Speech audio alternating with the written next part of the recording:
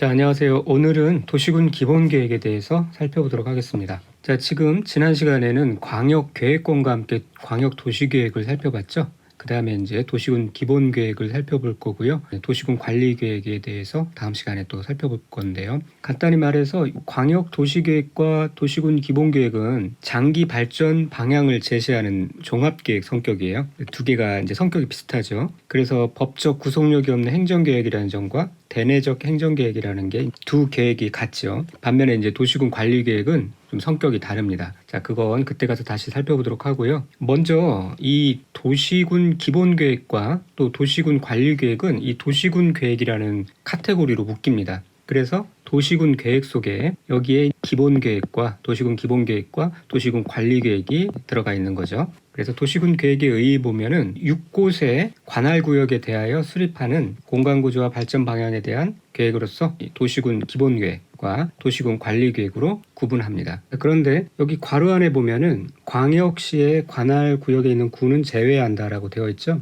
왜냐하면 광역시에도 군이 있었잖아요. 자, 여기에 보면은 광역시에도 군이 있었는데 이 군은 제외한다는 거예요. 그러니까 도에 있는 시, 군은 포함되는데 이 군은 제외한다라는 얘기인데 왜 그러냐면은 광역시에 군이 있는데도 전국에 세 군데밖에 없었죠. 인천광역시에 광화군, 옹진군, 울산광역시에 울주군 요 세 군데밖에 없었어요. 그런데 이런 데는 뭐냐면은 이게 뭐 별도의 독립된 군으로 이렇게 간주하는 건 아니고요. 광역시, 인천광역시, 울산광역시라는 이 광역시 행정체계 내에서 관리되는 거예요. 아주 특별한 케이스인 거죠. 다시 말하면 이제 이런 군은 이 광역시 소속의 군은 독립된 군으로 간주되지 않고 광역시 차원에서 관리된다는 거예요. 그래서 제외된다라고 그렇게 조항에 나와 있는 것입니다. 자, 그리고 이제 다른 교육과의 관계에서 보면은 우리 시험 범위에 속하진 않지만 맨 위에 1단에 국가계획이라는 게 있어요. 여기서 나오는 게 이제 국가계획입니다. 국가계획이 있고 그 다음에 이제 광역계획권을 지정하고 광역도시계획이 출현하고요.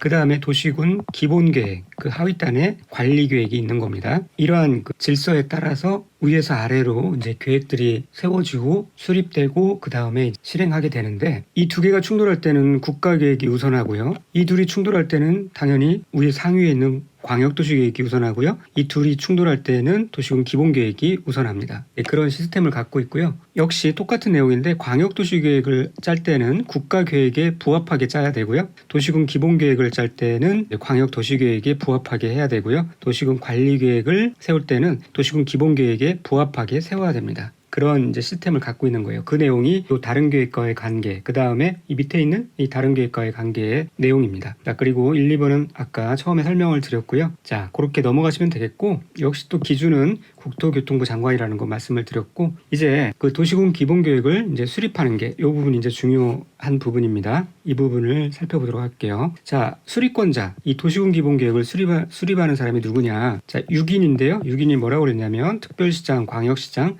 특별자치시장, 특별자치도지사, 시장 또는 군수입니다. 그래서 이 6인을 부를 때 보통 이제 이렇게 부르기도 해요.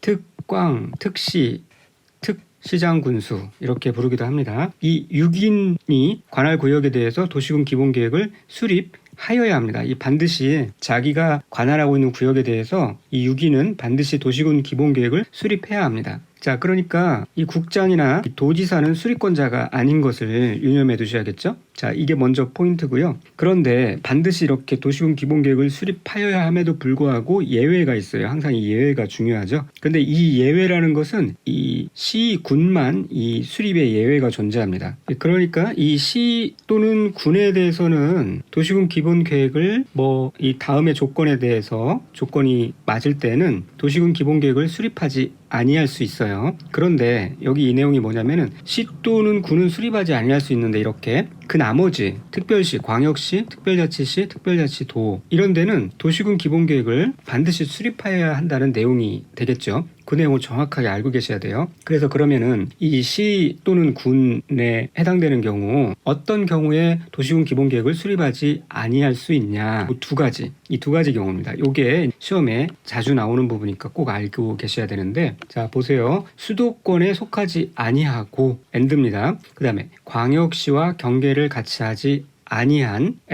시 또는 군입니다. 시로서 and 인구 10만 명 이하의 그러한 시 또는 군인 경우 이렇게 네 가지 하나, 둘, 셋, 넷 이 네 가지가 동시에 충족할 때 도시군 기본계획을 수립하지 않을 수 있어요. 이 수도권이라는 것은 서울특별시와 경기도 인천광역시를 묶어서 이렇게 수도권이라고 합니다. 이 수도권에 속하지 않아야 돼요. 그래서 요거는 이제 시험에 자주 나오는 것이고 또 나올 수 있기 때문에 반드시 잘 알고 계셔야 되는데 이제 이렇게 암기하셔도 될 것 같아요. 광아 수도권에 속하지 아니하고 광역시와 같이 하지 아니한 수광아 10만 명 이하 수광이라는 애가 있는데 삥 뜯기는 장면이에요. 수광아 10만 원만 줘. 10만 원만 내. 그런 거예요. 네, 수광아 10만 원. 자, 그다음에 두 번째 어떤 상황에 또 수립하지 아니할 수 있냐면은 관할구역 전부에 대해서 이미 광역 도시계획이 수립되어 있는 시 또는 군으로서 해당 광역도시계획에 도시군 기본계획이 포함될 사항이 모두 포함되어 있는 그러한 시 또는 군 이미 전부에 대해서 광역도시계획이 수립되어 있고요. 그리고 그 광역도시계획에 도시군 기본계획에 포함될 사항이 모두 포함되어 있어요. 일부가 아니라 이런 경우 수립하지 않을 수 있어요. 그래서 이걸 다 묶어서 같이 묶어서 수강화 10만 원 내 전부 모두 내 이런 거죠. 그렇게 암기해 두시면 되겠고요. 중요한 내용이니까 꼭 잘 알고 계셔야 됩니다. 그 다음에 추가로 좀 알아두셔야 될 것이 도시군 기본계획을 수립하다 보면은 인접지역을 포함해서 도시군 기본계획을 수립할 수가 있어요. 그것을 이제 연계 수립한다라고 얘기를 하는데요. 연계해서 수립한다는 거죠. 자, 어떤 내용이냐면은 이 6인이 지역 여건상 필요하다고 인정하면 인접한 6인의 이 관할구역에 전부 또는 일부를 포함해서 도시군 기본계획을 수립할 수 있어요. 그런데 이제 조건이 포함해서 수립하니까 그 포함되는 그 인접한 이 6인의 관할구역을 포함해서 이렇게 도시군 기본계획을 수립하니 미리 그 해당 지역의 그 6인과 협의를 해야 되는 게 당연한 거겠죠. 이거는 이해를 하시면은 당연히 협의해야지 마음대로 그냥 독단적으로 남의 땅을 이렇게 포함시켜서 도시군 기본계획을 수립할 수는 없겠다. 그렇게 생각하시면 되겠습니다. 자, 그리고 도시군 기본계획은 이렇게 좀 뭐라고 그랬죠? 장기 발전 방향을 제시하는 종합계획이라고 그랬어요. 그러다 보니까 그 취지에 맞게 내용이 상당히 포괄적입니다. 범위가 넓어요. 자, 그래서 이런 내용들이 있을 수 있겠구나. 이 생활권의 설정과 생활권역 개발 및 정비 및 보전 등에 관한 사항 이런 게 있을 수 있겠구나. 기반시설이라는 것은 굉장히 도시의 기반이 되는 시설이잖아요. 그래서 미리 이렇게 기본계획에서 기반시설에 관한 사항에 대해서 계획을 그 내용을 포함시켜야 합니다. 그리고 경관에 관한 사항 중에서 기후변화 대응 및 에너지 절약에 관한 사항들, 방제 방범에 관한 이런 안전에 관한 사항들이 포함되는구나. 그 정도 알고 계시면 되겠습니다. 자, 그리고 이제 생활권 계획의 수립의 특례 내용이 추가되었는데요. 이 도시군 기본계획의 내용을 약간 좀 보완하는 그런 취지예요. 그러니까 도시군 기본계획은 이제 원칙적으로 도시 전체를 포함하는 종합계획이잖아요. 그런 계획 하에 이 생활권 계획 특례를 통해서 지역 맞춤형 세부 계획을 따로 좀 포함할 수 있다, 추가할 수 있다 그런 취지입니다. 그래서 생활권 계획을 수립할 때는 도시군 기본계획 수립 절차를 준용하는 것이 당연한 것이고요. 이 생활권 계획이라는 것은 도시군 기본계획과 이렇게 짝꿍을 이루고 있는 거예요. 그래서 이 생활권 계획이 수립 승인된 때에는 해당 계획이 수립된 생활권에 대해서는 도시군 기본계획이 수립된 것으로 또는 변경된 것으로 보는 겁니다. 도시군 관리계획이 아니라요. 그 정도 알고 계시면 되겠습니다. 자, 그러면 구체적으로 도시군 기본계획이 어떻게 수립되고 어떻게 승인되는지를 알아보도록 할게요. 자, 먼저 기초조사가 필요합니다. 도시군 기본계획을 수립하거나 변경할 때는 광역도시계획 수립 절차를 준용해서 기초조사를 합니다. 그러니까 광역도시계획에서도 기초조사가 있었고요. 도시군 기본계획에서도 기초조사가 있는 거죠. 그 수립 절차를 준용하는 거예요. 그리고 이제 다음 시간에 배울 관리계획에서도 기초조사가 들어갑니다. 자, 그래서 이 기초조사는 세 가지 계획에 동시에 들어간다. 자, 그 다음에 광역도시계획에서는 없었던 이 토지 적성평가와 재외 취약성 분석이 들어갑니다. 그러니까 광역도시계획보다는 약간 더 이제 구체적인 계획이잖아요. 그러다 보니까 더 이런 것들이 추가되는 거예요. 그래서 이쯤에서 이 토지 적성 평가가 어떤 내용이고 재해 취약성 분석가 구체적으로 어떤 내용인지까지는 우리가 알 필요는 없고요. 그냥 이런 게 들어간다라는 건데 이쯤에서 그러면 이 세 가지 계획에 각각 어떤 절차들이 들어가는지 살펴볼게요. 광역도시계획이 있었고 기본계획이 있었고 있었고요. 도시군 기본계획이 있었고 관리계획이 있는데 광역도시계획에서는 기초조사가 필요했어요. 그 다음에 도시군 기본계획에서는 기초조사 플러스 토지적성평가 재취약성 분석이 들어갔고요. 이제 다음 시간에 배울 관리계획에서는 기초조사 플러스 이 토지적성평가와 재취약성 분석도 들어가고 거기에 또 추가해서 환경성 검토가 들어갑니다. 환경성 검토가 들어가거든요. 그래서 이제 이 부분은 관리계획 할 때도 다시 한번 반복하겠지만 이렇게 기초조사는 3개 다 공통으로 들어가고 도시군 기본계획에서는 토지 적성평가와 재취약성 분석에 들어가고 관리계획에서는 이 3개를 포함한 다음에 추가로 환경성 검토까지 들어간다. 기토재, 기토재환 이렇게 암기를 해두시면 되겠고요. 이 토지 적성 평가와 재취약성 분석을 반드시 해야 되는 건 아니고 이렇게 면제할 수도 있는 사유가 있다라는 것. 5년 이내에 토지 적성 평가를 했으면은 뭐 이런 토지 적성 평가와 재취약성 분석을 하지 아니할 수 있겠죠. 그리고 다른 법률에 따른 지역, 지구 등의 지정이나 개발 계획을 수립했다. 그런 이유로 인해서 도시군 기본계획의 변경이 필요한 경우 또 생략할 수 있습니다. 자, 그 다음에 이제 공청회 개최돼요. 그래서 순서가 광역도시계획에 요거 기억나시나요? 기초조사, 공청회, 지방의회 의견 청취를 해서 수립을 한다라고 그랬고요. 그래서 기공지수, 이 기본적으로 광역도시계획과 똑같습니다. 절차가. 그 다음에 심승. 그 다음에 수립한 다음에 이것을 승인을 해야 되는데 승인 절차는 이제 협의를 하고 심의 절차를 거친다. 이게 기본적으로 광역도시계획과 도시군 기본계획이 같습니다. 그래서 이제 이 공청회가 이제 나오는데 등장을 하는데 이 광역도시계획과 기본적으로 같다고 그랬죠. 광역도시계획 설명할 때 뭐라고 얘기했냐면은 이 공청회를 반드시 개최해야 한다라고 얘기를 했습니다. 생략할 수가 없어요, 이 공청회는. 그리고 무슨 말씀 드렸냐면은 도시군 관리계에서는 이 공청회 대신에 의견 수렴 방식으로 공람을 활용한다라고 얘기했죠. 자, 그래서 요 내용이 굉장히 중요한 내용이에요. 이 공청회 개최에 관한 내용이. 그래서 이 비교 절차도에 13페이지에 이렇게 정리를 해놨는데 요 내용을 보시면 됩니다. 광역도시계획과 도시군 기본계획은 공청회가 똑같이 들어가는데 도시군 관리계획에서는 주민 의견 청취 방법으로 공람을 활용해요. 자, 그래서 이것도 그냥 뭐 무작정 암기하기보다 좀 이해를 하시면 좋은데요. 이 공청회라는 것은 그때 어떤 이미지를 떠올리자고 하면은 큰 뭐 컨퍼런스 홀, 강당 같은 데서 전문가들이 쫙 앞에 있고 그 의자에는 주민들이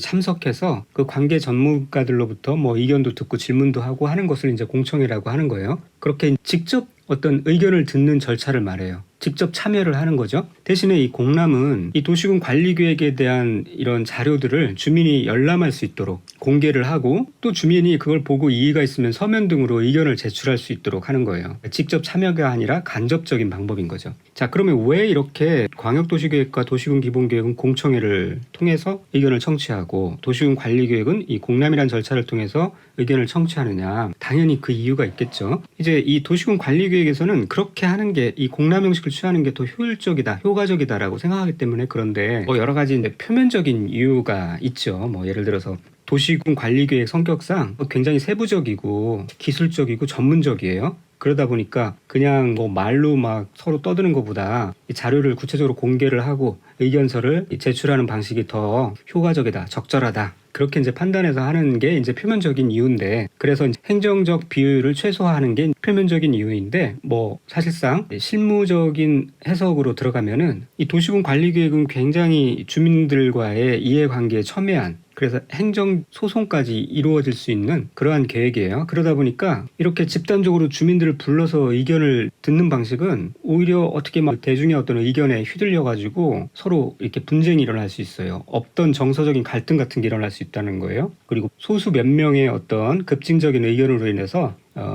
다수의 반발을 유도할 가능성도 있는 것이고요. 그러다 보니까 이제 주민 간 또 주민과 행정청 간에 충돌이 발생할 여지가 있기 때문에 그래서 이런 공람 형식을 취하는 거예요. 그런 상황들을 이해하면서 암기를 하시면 절대 안 잊어먹겠죠. 다시 돌아가서 어쨌거나 도시군 기본계획에서는 이제 공청회를 개최를 한다. 이것은 생략할 수 없다. 그리고 당연히 이 공청회에서 제시된 의견이 타당하고 인정하면은 도시군 기본계획에 반영해야 되고요. 지방의 의견을 들어야 되고요. 그렇게 해서 이제 수립이 됩니다. 자, 그런 다음에는 이제 승인이 돼야 되겠죠? 수립된 것이. 자, 여기서 이제 독특한 부분이 나오는데요. 이 수립권자가 6인이라고 그랬어요. 자, 6인이 누구였냐면은 특별시, 광역시, 특별자치시, 특별자치도, 그 다음에 시장 군수라고 그랬어요. 자, 그런데 이 6인 중에 요 사인은 직접 확정해 버립니다. 그러니까 누구로부터 승인을 받는 게 아니라 수리권자이면서 승인권자가 되는 거예요. 직접 확정을 합니다. 뭐 이게 국토교통부 장관의 승인을 받고 그런 게 없습니다.